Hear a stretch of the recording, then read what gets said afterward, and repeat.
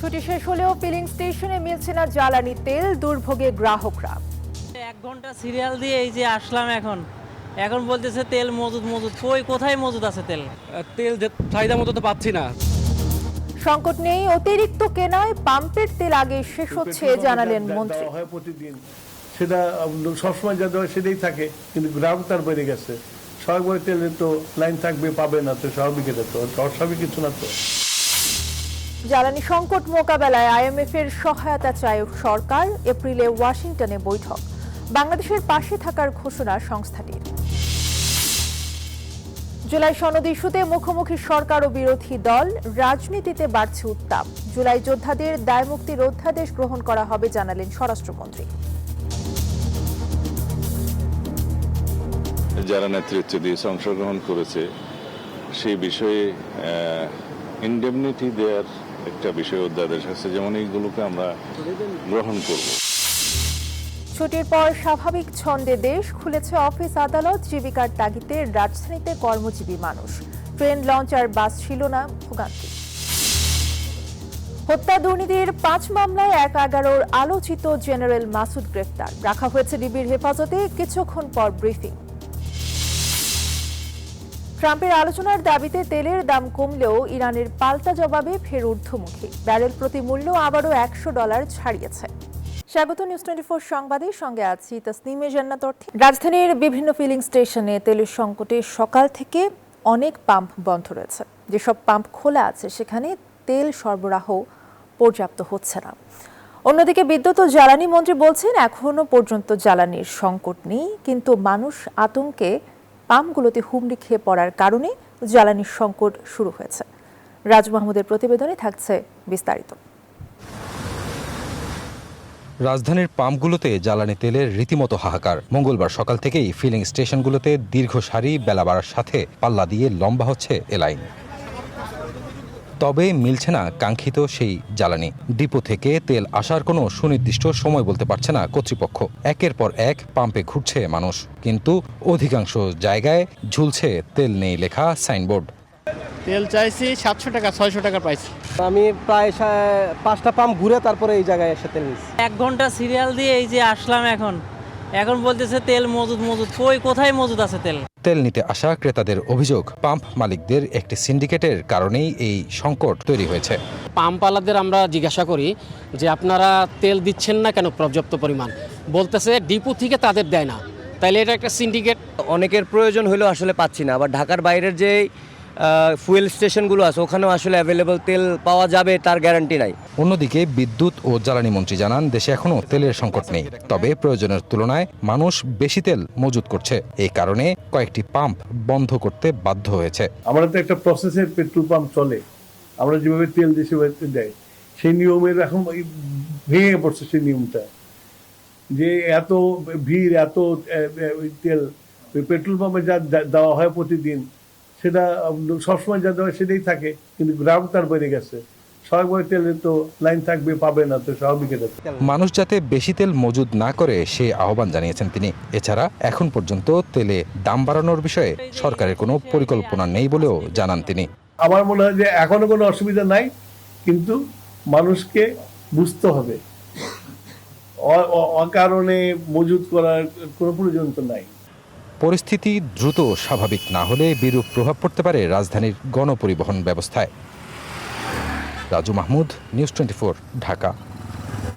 Petrol পাম্পে জ্বালানির সংকটের বিষয়ে আরো জানাতে আমাদের সাথে যুক্ত হচ্ছেন সহকর্মীরা। শুরুতেই যাব রাজধানীর আসাদ গেটে, সেখানে আছেন সহকর্মী রাজু মাহমুদ। আর নারায়ণগঞ্জের তেলের ডিপো থেকে আমাদের সাথে যুক্ত হবেন শরীফ সুমন। শুরুতেই রাজু মাহমুদের কাছে যাচ্ছি। রাজু, পেট্রোল পাম্পে কি চিত্র দেখছেন? সকাল থেকেই বেশ কিছু পাম্প কিন্তু বন্ধ দেখা গেছে। ধন্যবাদ। আপনি জানেন যে মধ্যপ্রাচ্যের অস্থিরতার কারণে বাংলাদেশে কিন্তু তেলের বাজারে বিরূপ একটি প্রভাব পড়েছে। সেই প্রভাবের চিত্র আমরা সকাল থেকে দেখাচ্ছিলাম। যদি আরও একটু দেখাই, আমার পেছনে এই গাড়ি থেকে শুরু করে এটা আসাদ গেটের মুখ, এখান থেকে শুরু করে একদম জিয়া উদ্যান পার হয়ে প্রায় আগারগা ছুঁই হয়ে আছে। এই লম্বা সারিটি আসলে তেলের জন্য অপেক্ষমান। আমার ঠিক অন্য পাশে আরেকটি পেট্রোল পাম্প আছে, দুইটি পাশাপাশি পেট্রোল পাম্প, কিন্তু একটি পাম্পেও এই মুহূর্তে তেল দিচ্ছে না। এই লম্বা সারিটি সকাল থেকে নয়, এই লম্বা সারিটি অপেক্ষমান আছে গতকাল ভোর রাত থেকেই। এখানে অনেক তেল প্রত্যাশীরা এসেছেন যারা তেল ছাড়া গাড়ি চালাতে পারবেন না বলে জানিয়েছেন। আর যদি এভাবে তেলের সংকট থাকে সেক্ষেত্রে ধসে পড়তে পারে বাংলাদেশের রাজধানীর এই যোগাযোগ ব্যবস্থা সহ গণপরিবহন ব্যবস্থা, এমনটি আসলে আশঙ্কা করছেন এখানে যারা তেল নিতে এসেছেন তারা। এছাড়া যদি একটু বলে রাখি, যে সকল পাম্পগুলোতে তেল নেই তালা বন্ধ রেখে তারা তেল নেই বলে ঝুলিয়ে রেখেছেন বিভিন্ন বিজ্ঞাপন, তাদের বিষয়ে যারা তেল নিতে এসেছেন তাদের একটা অভিযোগ ছিল।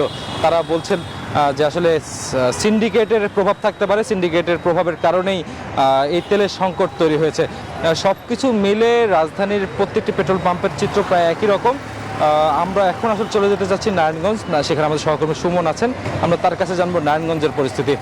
ধন্যবাদ রাজু, আপনি যেমনটি জানাচ্ছিলেন রাজধানীর পরিস্থিতি। আমরা এখন অবস্থান করছি নারায়ণগঞ্জের সিদ্ধিরগঞ্জের একটি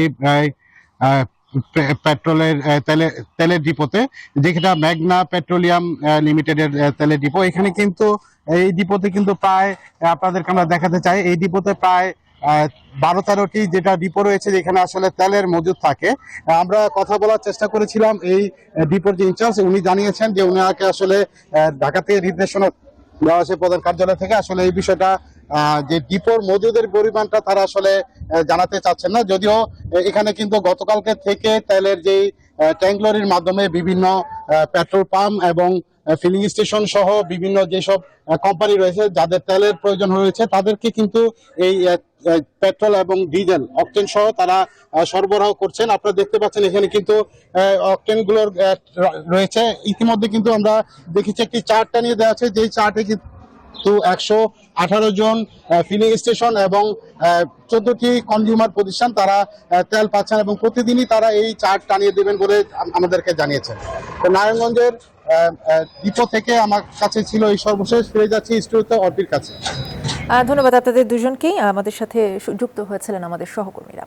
হত্যা দুর্নীতির 5 মামলায় গ্রেফতার করা হয়েছে 11 আলোচিত সাবেক সেনা কর্মকর্তা ফেনী 3 আসনের সাবেক এমপি মাসুদ উদ্দিন চৌধুরীকে। সোমবার দিবাগত রাতে রাজধানীর বারিধারা ডিওএইচএস এলাকা থেকে তাকে গ্রেফতার করা হয়।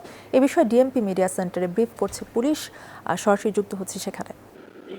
না, এরকম কোনো তথ্য আসলে আমি বললাম যে অন্যায়কারী কেউ পার পাবে না, অন্যায় হুয়েভার মেবি অন্যায়কারী কেউ পাবে। এরকম যদি কোনো বিষয় এসে বা এরকম যদি কেউ থাকে যে কেউ ওনারকে দ্বারা ক্ষতিগ্রস্ত হয়েছে, সে ক্ষতিগ্রস্ত যে কারো অধিকার আছে আইনের আশ্রয় নিয়ে, এখনো যদি নেয় আমরা তাকে ওয়েলকাম জানাবো। আর আমরা যদি এটা পাই, যদি তদন্ত আমাদের তদন্ত, আমরা তো অবশ্যই যথাযথ ব্যবস্থা নেব। আমরা বলতেছি সবার জন্য ন্যায় বিচার আমরা নিশ্চিত করব, সবার অন্যায়ের জন্য, সকল অন্যায়ের জন্য বাংলাদেশ পুলিশ ন্যায় বিচার নিশ্চিত করবে। সচিবালয় থেকে আমাদের সাথে যুক্ত আছেন সহকর্মী শাহনাজ ইয়াসমিন। বৈঠকের পরে কিন্তু কথা বলেছেন অর্থমন্ত্রী এবং আইএমএফ এর পরিচালক, তারা কি জানিয়েছেন বৈঠক নিয়ে? আপনাকে ধন্যবাদ জানাচ্ছি। হ্যাঁ, আজকে জানি যে টানা ঈদের 7 দিন ছুটি শেষে আজকে প্রথম কর্মদিবস সচিবালয়, এবং সকাল 9:01 প্রধানমন্ত্রী তারেক রহমান সচিবালয়ে আসছেন। এবং অন্যবারের যা আমরা দেখি যে ছুটির যেদিন শেষ করে প্রথম দিন কর্মদিবস শুরু হয়, সবার মধ্যে ঢিলেঢালা ভাব থাকে, কর্মকর্তা কর্মচারী যারা অফিসে আসেন ঈদের শুভেচ্ছা বিনিময়ে তাদের সময় চলে যায়, কিন্তু এবছরটা সেরকমটা না। 1 মাস আগে যখন তারেক রহমান সরকার ক্ষমতা নিল এবং তখনই ঠিক গত 18 তারিখ থেকে শুরু করলো প্রধানমন্ত্রী তারেক রহমান এই সচিবালয়ে অফিস করা। তার 2 দিন পরই একটি নির্দেশনা জারি করেছে, কর্মকর্তা কর্মচারীদের সঠিক সময় অফিসে আসতে হবে এবং ঠিক মতো নিয়ম মেনে অফিস ত্যাগ করতে হবে। এবং সেই নিয়মেরই আজকে আমরা দেখলাম যে সেখান থেকে কোনো ব্যত্যয় ঘটেনি। ঠিক 7 দিন ছুটি কাটিয়ে প্রথম 9টার আগেই সব কর্মকর্তা কর্মচারীরা বেশিরভাগই অফিসে আসছেন, 9টা থেকে অফিস শুরু করেছেন। প্রধানমন্ত্রী আজকে সকাল 10টা থেকে বৈঠক শুরু করছেন। প্রথম বৈঠকই ছিল এশিয়া এবং প্যাসিফিক অঞ্চলের ডিরেক্টর ইনি আইএমএফ এর, তার সাথে কৃষ্ণা প্ররাধারিন, তার সাথে একটা বৈঠক ছিল। এবং সেই বৈঠক শেষ করে সেই বৈঠকে অর্থমন্ত্রীকে ডাকা হয়েছিল। অর্থমন্ত্রীর সাথে যদিও বৈঠকটা ছিল এই বৈঠকের পর সার্বিক অর্থনৈতিক বিষয় নিয়ে, কিন্তু যখন আইএমএফ এর সাথে বৈঠক হয় প্রধানমন্ত্রীর, সেই সময় অর্থমন্ত্রীকে তার মন্ত্রণালয় থেকে ডেকে প্রধানমন্ত্রী নিয়ে এসেছেন। এই আমার পিছনে যে ভবনটি আছে মন্ত্রিপরিষদ বিভাগ, এখানে প্রধানমন্ত্রী দোতলায় প্রধানমন্ত্রী কক্ষে বসেন, সেখানে অর্থমন্ত্রী এসেছেন। এবং ঠিক আধা ঘন্টা 40 মিনিট বৈঠক শেষ করে অর্থমন্ত্রী সেই আইএমএফ এর প্রতিনিধি দলের সাথে বের হয়ে চলে গিয়েছেন। তখন আমাদেরকে বলছেন যে তাদের সাথে বৈঠক শেষ হয়নি, তার মন্ত্রণালয়ে আবার বৈঠক হবে, তারপর গণমাধ্যমের সাথে কথা বলবে। এবং একই সময়ে 1 ঘন্টা দেড় ঘন্টা বৈঠক ছিল আইএমএফের প্রতিনিধি দল যারা আসছেন তাদের সাথে। সে বৈঠক শেষে যে আইএমএফের যিনি আছেন সে অঞ্চলের পরিচালক এশিয়া এবং প্যাসিফিক অঞ্চলের তিনিও কথা বলছেন এবং অর্থমন্ত্রী কথা বলছেন এবং দুজনে খুব পরিষ্কার করে একটা কথা বলছেন যে আইএমএফের যিনি প্রতিনিধি দল প্রধান তিনি বলছেন যে আসলে বাংলাদেশ এই অর্থনৈতিক সংকট জ্বালানি সংকট মোকাবেলায় বাংলাদেশের পাশে আছে আইএমএফ এবং প্রধানমন্ত্রীর সাথে অর্থমন্ত্রীর সাথে এই বিষয়টি নিয়ে আলোচনা হয়েছে যে কিভাবে সামনের দিনগুলোতে আইএমএফ তাদের সহায়তা করতে পারে। নাম্বার 1। নাম্বার 2, অর্থমন্ত্রী যেটা বলেছেন যে আগামী এপ্রিলে ওয়াশিংটনে একটি আইএমএফের বৈঠক আছে, সেই বৈঠকে বাংলাদেশে কিভাবে আইএমএফ অর্থনৈতিকভাবে জ্বালানি সংকট মোকাবেলায় সহায়তা করবে সে নিয়ে আলোচনা হবে, সিদ্ধান্ত হবে। তবে আইএমএফের যে কিস্তির বিষয়টি সেটি আসলে জুলাই মাসে সিদ্ধান্ত, তার আগেই জ্বালানি সংকট মোকাবেলায় আইএমএফ এর কাছ থেকে অর্থনৈতিক সহায়তা চেয়েছে বাংলাদেশ। এই বিষয়টি নিয়ে আসলে অর্থমন্ত্রী পরিষ্কার করলেন এবং জ্বালানি এখনকার যে সংকট সেটা নিয়ে জ্বালানি মন্ত্রী আছে কথা বলেছেন। তিনি বলছেন যে আসলে সংকট নাই, মানুষের চাহিদা বেড়ে গেছে, মানুষ মজুত করছে বলে আসলে জ্বালানি সংকট, এটা মোকাবেলা সরকার যথেষ্ট তৎপর, গুরুত্ব সহকারে দেখছে। প্রধানমন্ত্রীর সাথে এরপর এখন যে বৈঠকটি হচ্ছে এগুলো প্রবাসী কল্যাণ মন্ত্রণালয়ের সাথে পররাষ্ট্র মন্ত্রণালয়ের সাথে বৈঠক ছিল। সেই বৈঠক শেষ করে প্রবাসী কল্যাণ প্রতিমন্ত্রী একটু কথা বলেছেন। এখন আমরা অপেক্ষা করছি যে আসলে এখান থেকে স্বরাষ্ট্রমন্ত্রী বা আইনমন্ত্রী বের হয় কি বলছেন। ধন্যবাদ আপনাকে। পরবর্তীতে আবারও যুক্ত হব আপনার সাথে। শাহনাজ ইয়াসমিন আমাদেরকে জানাচ্ছিলেন সচিবালয় থেকে। ঈদ উল ফিতরের আমেজ কাটতে না কাটতেই দেশের রাজনীতিতে দানা বাঁধছে কালো মেঘ। ত্রয়োদশ জাতীয় সংসদের প্রথম অধিবেশন ঘিরেই মূলত সংঘাতের সূত্রপাত। একদিকে জুলাই জাতীয় সনদ বাস্তবায়নের বিরোধী শিবিরের অনমনীয় দাবি, অন্যদিকে সাংবিধানিক সীমাবদ্ধতা নিয়ে সরকারের অনড় অবস্থান। পাশাপাশি স্থানীয় সরকার নির্বাচন নিয়ে 29 মার্চ সংসদ পুনরায় শুরু হওয়ার আগেই রাজপথের কর্মসূচি আর আইনি বিতর্কের রাজনীতির পারদ চড়ছে দ্রুত। আসাদুজ্জামান কানুনের ক্যামেরায় আল মোহাইমিনুল খানের রিপোর্টে থাকছে বিস্তারিত। পবিত্র ঈদ উল ফিতরের ছুটির পর দেশের রাজনীতিতে বইছে উত্তপ্ত বাতাস। ত্রয়োদশ জাতীয় সংসদে স্বল্পকালীন বিরতি শেষ হতে না হতেই জুলাই জাতীয় সনদ ইস্যুতে মুখোমুখি অবস্থানে সরকার ও বিরোধী দল। এছাড়া বিভিন্ন সিটি ও জেলা পরিষদে দলীয় প্রশাসক নিয়োগ নিয়ে সমালোচনা মুখর বিরোধী দল। গত 15ই মার্চ সংসদ অধিবেশনে বিরোধী দলীয় নেতা ডাক্তার শফিকুর রহমান অভিযোগ করেন, নির্বাচনের ফল ঘোষণার 30 দিনের মধ্যে সংবিধান সংস্কার পরিষদের অধিবেশন না ডাকা জনগণের রায়ের প্রতি সরকারের স্রেফ অবজ্ঞা। প্রদত্ত সংখ্যাগরিষ্ঠ ভোট হ্রাস সূচক হইলে এই আদেশ জারির অব্যবহিত পর অনুষ্ঠিতব্য জাতীয় সংসদের সাধারণ নির্বাচনে নির্বাচিত প্রতিনিধিগণের সমন্বয়ে একটি সংবিধান সংস্কার পরিষদ গঠিত হইবে। মাননীয় স্পিকার, এটি হয়নি। অপরদিকে স্বরাষ্ট্রমন্ত্রী সালাউদ্দিন আহমেদ সংসদে সাফ জানিয়ে দেন, সংবিধানে সংবিধান সংস্কার পরিষদের অস্তিত্বই নেই। রাষ্ট্রপতিকে এমন কোনো পরামর্শ দেওয়া প্রধানমন্ত্রীর পক্ষে সাংবিধানিকভাবে অসম্ভব। জনরায়কে সম্মান দিতে হবে, কিন্তু সেটা সাংবিধানিকভাবে দিতে হবে, আইনগতভাবে দিতে হবে। এখানে ইমোশনের কোনো জায়গা নেই, রাষ্ট্র ইমোশন দিয়ে চলে না। সরকার আর বিরোধী দলের এই দুই মেরুতে অবস্থান নিয়ে রাজনৈতিক অঙ্গনে ছড়াচ্ছে উত্তাপ। তার মধ্যে স্থানীয় সরকার নিয়ন্ত্রণকে ঘিরে এই উত্তাপ আরও বাড়তে পারে বলে শঙ্কা রাষ্ট্রবিজ্ঞানীদের। আমি মনে করি সরকার আসলে একটি সংবিধানের কথা বলে পরবর্তীতে একটি রাজনৈতিক সমাধানের দিকে যেতে চাচ্ছে। পাশাপাশি বিরোধী দল যেটি করছে সেটি হচ্ছে যে তারা জুলাই সনদকে কেন্দ্র করে বা জুলাই আন্দোলনকে কেন্দ্র করে তাদের অবস্থান স্পষ্ট করতে চাচ্ছে এবং সেটিকে নিয়ে রাজনীতি করতে চাচ্ছে। ফলে দুই পক্ষের অবস্থান আসলে একটু বিপরীতমুখী আমরা দেখতে পাচ্ছি। এতে করে দেখা যেতে পারে যে সংসদের বাইরের যে রাজনীতি ঈদের পরে দেখা যাচ্ছে সেটি এক ধরনের সংঘাতময় বা উত্তপ্ত হয়ে উঠতে পারে। এদিকে এই রাষ্ট্রবিজ্ঞানীর মতে দীর্ঘ লড়াইয়ে ক্লান্ত জনগণ আর রাজপথে না নেমে সংসদে দেখতে চায় কাঙ্ক্ষিত সমাধান। মানুষের প্রত্যাশা থাকবে সরকার যেন ইতিবাচক কাজ করে এবং বিরোধী দলগুলো যেন গঠনমূলকভাবে সরকারের সমালোচনা করে এবং এই সমালোচনা এবং সহযোগিতার কেন্দ্রবিন্দু যেন হয় সংসদ। সুতরাং এখনই যারা রাজপথে চিন্তা করবে তারা ভুল করবে। সংসদে বিতর্ক আর রাজপথে গণ আন্দোলনের পদধ্বনি সব মিলিয়ে ঈদের পরবর্তী অবস্থা বাংলাদেশের স্থিতিশীল রাজনীতির জন্য এক অগ্নি পরীক্ষা। সুশীল সমাজ বলছে, যে কোনো বিষয়েই সংসদের বাইরে আর উত্তাপ দেখতে চায় না দেশের জনগণ। ঈদের পর যখন সচল হচ্ছে রাজনীতির মাঠ, তখন আলোচনার কেন্দ্রবিন্দুতে শুধু জুলাই সনদই নয়, বরং রয়েছে স্থানীয় সরকারের নিয়ন্ত্রণও। একদিকে সরকার যেমন অনড় সংবিধানের ব্যাপারে, অপরদিকে বিরোধী দলও ঢাল হিসেবে দেখছে রাষ্ট্রপতির বিশেষ আদেশকে। তবে সাধারণ মানুষের দাবি আর রাজপথে নয়, এবার সকল সমস্যার সমাধান হোক সংসদের ভিতরেই। আল মোহাইমিনুল খান, নিউজ 24, ঢাকা। অন্তর্বর্তী সরকারের সময়ে জারি করা 133টি অধ্যাদেশ যাচাই বাছাই করতে 14 সদস্যের বিশেষ কমিটির বৈঠক চলছে জাতীয় সংসদ ভবনে। এতে সভাপতিত্ব করছেন জয়নাল আবেদিন। কমিটির অন্য সদস্যরা হলেন Mirza Abbas, Salahuddin Ahmed, Nurul Islam Moni, Asaduzzaman, M Osman Faruk, A M Mahbub Uddin Khokon, Abdul Bari Naushad Zamir, Mujibur Rahman, Rafiqul Islam Khan ও জি এম নজরুল ইসলাম। বৈঠকে যোগ দেওয়ার আগে জামায়াতের নায়েবে আমির মুজিবুর রহমান বলেন, সংবিধান পরিপন্থী বা জনগণের স্বার্থের বিরুদ্ধে যায় সেসব অধ্যাদেশের বিষয়ে সুপারিশ করবে না জামায়াত। জুলাই যোদ্ধাদের দায়মুক্তি দেওয়া হবে। আর স্বরাষ্ট্রমন্ত্রী সালাউদ্দিন আহমেদ বলেন, সংবিধান ও সংস্কার বিষয়ে জন আকাঙ্ক্ষাকে অগ্রাধিকার দেবে বিএনপি। জুলাইয়ের গণ অভ্যুত্থানে, ছাত্র গণ অভ্যুত্থানের আকাঙ্ক্ষা, এগুলোকে ধারণ করব। যেমন কিছু অধ্যাদেশ আছে এখানে জুলাই যোদ্ধাদের, তাদেরকে সেই নামে অভিহিত করা হয়েছে। গণ অভ্যুত্থানে যারা নেতৃত্ব দিয়েছে, অংশগ্রহণ করেছে, সেই বিষয়ে ইনডেমনিটি দেওয়ার একটা বিষয় অধ্যাদেশ আছে। যেমন এইগুলোকে আমরা গ্রহণ করব। আমাদের একটা আইনগত বাধ্যবাধকতা 30 দিন, আমরা সেই বাধ্যবাধকতার মধ্যেই থাকব। আমরা সাংবিধানিকভাবে এগিয়ে যাব। ঈদের আনন্দ শেষে আবারও কর্মচাঞ্চল্যে ফিরছে দেশ। পবিত্র ঈদুল ফিতরের টানা 7 দিনের ছুটি কাটিয়ে আজ মঙ্গলবার থেকে খুলেছে অফিস, আদালত, ব্যাংক, বিমা ও পুঁজি বাজার। দীর্ঘ 7 দিনের সরকারি ছুটির পর আজ থেকে আবারও লেনদেন কার্যক্রম শুরু করেছে দেশের ব্যাংকগুলো। গত 16 মার্চ ছিল শেষ কর্মদিবস। এরপর 17 মার্চ থেকে শুরু হওয়া ছুটি শেষে আজ থেকে নিয়মিত কর্মব্যস্ততায় ফিরছে সব খাত। তবে প্রথম কার্যদিবসে গ্রাহক সমাগম ছিল তুলনামূলক কম। ব্যাংক কর্মকর্তারা বলছেন, সরকারি ছুটির পরপরই 26 মার্চ থাকায় অনেকেই এখনও ঢাকায় ফেরেননি, ফলে লেনদেনও এখনও স্বাভাবিক গতিতে ফিরে আসেনি। তবে রোববার থেকে পুরো দামের লেনদেন স্বাভাবিক হবে বলে আশা তাদের। এইবারের ঈদে একটা লম্বা ছুটি গেল।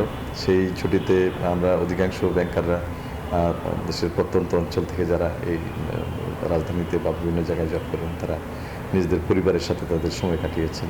আজকে যেহেতু লোকজনের ঝামেলাটা কম, এই কারণে অল্প সময়ে আমরা কাজগুলো সেরে আমাদের অন্যান্য কাজের দিকে যেতে পারছি। এই কারণে কম যে ঈদের ছুটি পাইয়া অনেকেই ছুটিতে চলে গেছে, যার লম্বা ছুটি পাইছে, এতদিনের ছুটি আজ পর্যন্ত কেউ পায়নি।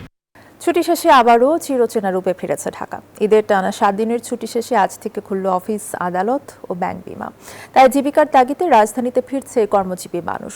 সকাল থেকে ট্রেন, বাস ও লঞ্চে ঢাকামুখী মানুষের ভিড় দেখা যায়। সূর্যের আলো ফোটার আগেই বুড়িগঙ্গার তীরে ভিড়ছে একের পর এক যাত্রীবাহী লঞ্চ। পরিবারের সাথে ঈদ উদযাপন শেষে এসব লঞ্চেই ঢাকায় ফিরলেন হাজারো মানুষ। তারা বলছেন, ছুটি শেষে আজ থেকে খুলছে অফিস, আদালত ও ব্যাংক, বিমা। তাই তো জীবিকার টানে যান্ত্রিক নগরে ফেরা তাদের। সবার সাথে ঈদ করে আসছে হাসি আনন্দ পাবে। এখন আজকে থেকে তো আবার আমাদের অফিস স্টার্ট, আমরা ইনশাল্লাহ অফিস জয়েন করবো, যার কারণে আমরা চলে আসছি। আমার পরিবারে ভালোই মনে পড়তেছে, গেছি, আনন্দ করছি, সবাই খুশি হয়েছে। শুধু নৌপথেই নয়, রাজধানীর প্রধান রেল স্টেশন কমলাপুরেও এখন ঢাকামুখী মানুষের স্রোত। ট্রেনের শিডিউল বিপর্যয় না থাকলেও স্টেশনে নেমে লোকাল বাস বা সিএনজি পেতে পোহাতে হচ্ছে ভোগান্তি। আমি ময়মনসিংহ থেকে আসছি, মোহনগঞ্জ এক্সপ্রেস একদম জাস্ট টাইমে ছাড়ছে এবং জাস্ট টাইমে চলে আসছে। ভোগান্তি তো করা লাগবেই ভাই, যেহেতু আমাদের ঈদ বাজার, এখন সবাই ভাড়া বেশি নিচ্ছে, পাওয়া যাচ্ছে না। সাইনবোর্ড 250 টাকা নেয় সিএনজি, এখন 500 টাকা চাচ্ছে।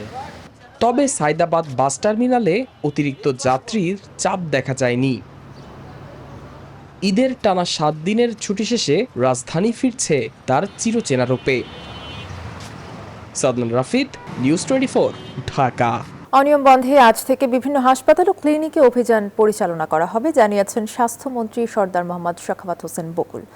আরও বলেন, কোনো হাসপাতাল সক্ষমতার বাইরে কাজ করলে তাদের লাইসেন্স বাতিল করা হবে, এমন হুঁশিয়ারিও দিয়েছেন তিনি। সচিবালয়ের সাংবাদিকদের সাথে আলাপকালে এসব কথা জানান স্বাস্থ্যমন্ত্রী। কালকে একটা ক্লিনিক আমরা দেখেছি, যেখানে আপনারা মিডিয়া তো দেখেছেন, সাংবাদিকরা এটাকে উদ্ঘাটন করেছে। কোনো ডাক্তার নেই, যে কোনো লোক অপারেশন করতেছে, অত্যন্ত আনহাইজেনিক অবস্থায় ক্লিনিকগুলিকে পাইছে। আমরা সিলগালা করেছি। আজকে থেকে আমাদের ডাইরেক্টর হসপিটাল বাকি সমস্ত ক্লিনিকগুলিতে ভিজিট করবে, তাদের লাইসেন্সগুলি চেক করবে, এক্সিস্টিং ডাক্তার আছে কিনা, সমস্ত যা যা থাকার দরকার এগুলি চেক করে, যেগুলি না পাবো আমরা লাইসেন্স বাতিল করে দেবো। আদালতের সিদ্ধান্ত আসার আগ পর্যন্ত তত্ত্বাবধায়ক সরকার ব্যবস্থাটি মীমাংসিত নয় বলে জানিয়েছেন তথ্যমন্ত্রী জহিরউদ্দিন স্বপন। সকালে সিডাপ মিলনায়তনে ফিরে দেখা সেই সময় বইয়ের মোড়ক উন্মোচন অনুষ্ঠানে এই মন্তব্য করেন তিনি। তবে জনগণের চাওয়া দল নিরপেক্ষ তত্ত্বাবধায়ক সরকার ব্যবস্থা এটিকে সাংবিধানিকভাবে পুনঃপ্রতিষ্ঠায় কাজ করবে বিএনপি। তথ্যমন্ত্রী বলেন, ইতিহাসের শিক্ষা বর্তমান সরকার লাগাতার চর্চা করবে। এই চর্চার উপরেই সুশাসনের গতি নির্ভর করে। এই মুহূর্তেও তত্ত্বাবধায়ক সরকার ব্যবস্থা আদালতের বিচারাধীন আছে। এখনো পর্যন্ত আদালতের সেই চূড়ান্ত রায় না হওয়া পর্যন্ত এবং রাষ্ট্রপতির যেই আদেশের বলে আমাদের সংবিধান সংস্কার পরিষদ গঠিত হয়েছে, সেই সংক্রান্ত আলোচনা যেটি সংসদে চলছে তার মীমাংসা না হওয়া পর্যন্ত তত্ত্বাবধায়ক সরকারের ভবিষ্যতের সাংবিধানিক অবস্থানটা পরিষ্কার হবে না। বিদেশে উচ্চ শিক্ষায় 10 লাখ টাকা পর্যন্ত ঋণ দেবে সরকার। প্রবাসী কল্যাণ ব্যাংকে এই ঋণ দেওয়ার নির্দেশনা দিয়েছেন প্রধানমন্ত্রী তারেক রহমান। জানিয়েছেন প্রবাসী কল্যাণ ও বৈদেশিক কর্মসংস্থান প্রতিমন্ত্রী নুরুল হক নূর। সকালে সচিবালয়ে প্রধানমন্ত্রীর সাথে বৈঠকের পর কথা জানান তিনি। প্রবাসী কল্যাণ ব্যাংক ঋণ দেবে, সেটা কিন্তু নগদ ক্যাশ দিবে না। আপনার যেখানে সাপোর্ট প্রয়োজন, যেমন ধরেন ওদের কোনো পেমেন্টের ক্ষেত্রে আপনার কোথাও পেমেন্ট দেওয়া লাগবে, ওই পেমেন্টের ক্ষেত্রে আপনি ইউজ করতে পারবেন। আদার্স কোনো সাপোর্ট লাগলে শুধুমাত্র ওই ক্ষেত্রে যে 10 লক্ষ টাকা লোন দিয়ে দেবে একজন ক্যাশ নিয়ে যাবে সেটা না, শুধুমাত্র তারা যেন বিদেশে যেতে পারে সেই ক্ষেত্রে এই সুবিধাটা দেওয়া হচ্ছে। ট্রাম্প ইরানের সাথে আলোচনাকে ফলপ্রসূ দাবি করার পর এক ধাক্কায় তেলের দাম অনেক কমে গেলেও দিন পেরোতেই তা আবার ব্যারেল প্রতি $100 ছাড়িয়েছে। মূলত যুক্তরাষ্ট্রের সাথে আলোচনার খবর নাকচ এবং ডোনাল্ড ট্রাম্পের দাবিকে ইরান ভিত্তিহীন আখ্যা দেয় তেলের দাম ফের ঊর্ধ্বমুখী। বিশেষজ্ঞরা বলছেন, হরমুজ প্রণালী দিয়ে তেল সরবরাহ স্বাভাবিক না হওয়া পর্যন্ত বৈশ্বিক তেল বাজারে অস্থিরতা কমবে না। ট্রাম্পের আলোচনা ও হামলা স্থগিতের ঘোষণায় বিশ্ববাজারে সাময়িক স্বস্তি ফিরলেও ইরান সরাসরি যুক্তরাষ্ট্রের সঙ্গে আলোচনার খবর নাকচ করে ট্রাম্পের দাবিকে ভিত্তিহীন আখ্যা দেওয়ায় নতুন করে অনিশ্চয়তা তৈরি হয়েছে। এতে বিনিয়োগকারীদের মধ্যে উদ্বেগ বেড়ে তেলের দাম ফের ঊর্ধ্বমুখী হয়। মঙ্গলবার ব্র্যান্ড ক্রুড ফিউচার্সের দাম প্রায় 2.9% বেড়ে ব্যারেল প্রতি $102.84 পৌঁছে। বিশ্লেষকরা বলছেন, বিশ্বের অন্যতম গুরুত্বপূর্ণ তেল সরবরাহ পথ হরমুজ প্রণালী নিরাপদ না হওয়া পর্যন্ত বাজারে এই অস্থিরতা অব্যাহত থাকবে। ট্রাম্পের ঘোষণায় বাজারে সাময়িক স্বস্তি এলেও বাস্তব পরিস্থিতির উন্নতি না হওয়ায় তেলের দাম আবার বেড়েছে। হরমুজ প্রণালীর নিরাপত্তা ও সরবরাহ স্বাভাবিক না হওয়া পর্যন্ত আন্তর্জাতিক তেলের বাজার অস্থিরই থাকবে। এর আগে ট্রাম্পের যুদ্ধ স্থগিতের ঘোষণার পর একদিনেই তেলের দাম 13% বেশি কমে $96 থেকে $100 নেমে আসে। তবে ইরানের পক্ষ থেকে আলোচনার খবর অস্বীকার এবং মধ্যপ্রাচ্যে উত্তেজনা অব্যাহত থাকায় সেই ধারা দ্রুতই বদলে যায়। অপরিশোধিত তেলের দাম দ্রুত বৃদ্ধি পেয়ে ফের ব্যারেল প্রতি $100 ছাড়িয়ে যায়। আসমাতুলি, নিউজ 24। সংঘাত বন্ধে চুক্তির জন্য এটাই ইরানের শেষ সুযোগ। স্থানীয় সময় সোমবার গণমাধ্যম কর্মীদের প্রশ্নের জবাবে এমন মন্তব্য করেন মার্কিন প্রেসিডেন্ট ডোনাল্ড ট্রাম্প। এদিকে ইরানের ইস্পাহান এবং খুররাম শহরে ইসরায়েল এবং যুক্তরাষ্ট্রের হামলায় 2টি গ্যাস পাইপলাইন এবং প্রশাসনিক ভবন ক্ষতিগ্রস্ত হয়েছে। জবাবে ইসরায়েল সহ মধ্যপ্রাচ্যের 3টি মার্কিন ঘাঁটিতে হামলা চালিয়েছে IRGC। ক্ষেপণাস্ত্র বিস্ফোরণে বিপর্যস্ত ইরান, ক্ষতিগ্রস্ত মধ্যাঞ্চলীয় শহর ইস্পাহান ও খোরামশাহের 2টি গ্যাস পাইপলাইন। স্থানীয় সময় সোমবার মার্কিন মদদে ব্যাপক বিমান হামলা চালায় ইসরায়েলের সেনারা। জোরদার জবাব দিচ্ছে ইরানের ইসলামী রেভলিউশনারি গার্ড কর্পস IRGC। আঘাত এনেছে ইসরায়েল ও মধ্যপ্রাচ্যের 3টি মার্কিন সামরিক ঘাঁটিতে। এতে ক্ষতিগ্রস্ত হয় আমিরাতের আল দাফরা বিমান ঘাঁটি, সৌদি আরবের প্রিন্স সুলতান ঘাঁটির অবকাঠামো সহ মার্কিন সেনাদের 5ম নৌবহর। এছাড়া হামলা অব্যাহত রয়েছে বাহরাইনেও।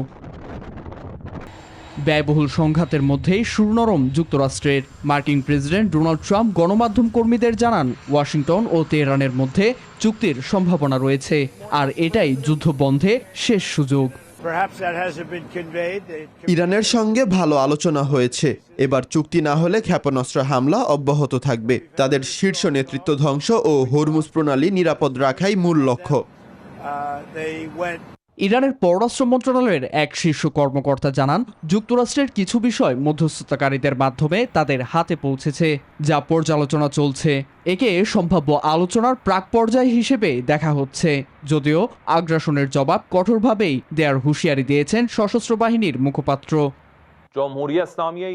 আগ্রাসনের মুখে হরমুজ প্রণালী ও পারস্য উপসাগরে মাইন পেতে হলেও নিরাপত্তা নিশ্চিত করা হবে। ইরানের সীমানায় হস্তক্ষেপ বা বিদেশি শক্তির প্রভাব সহ্য করা হবে না।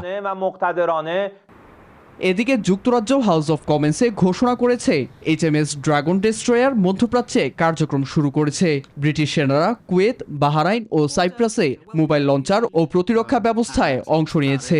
এছাড়া নিজেদের নিরাপত্তায় সামরিক পদক্ষেপ নিতে তৎপর মধ্যপ্রাচ্যের দেশগুলো। এর প্রসঙ্গ উঠে আসে জাতিসংঘের নিরাপত্তা পরিষদে। নীরব দাস, নিউজ 24।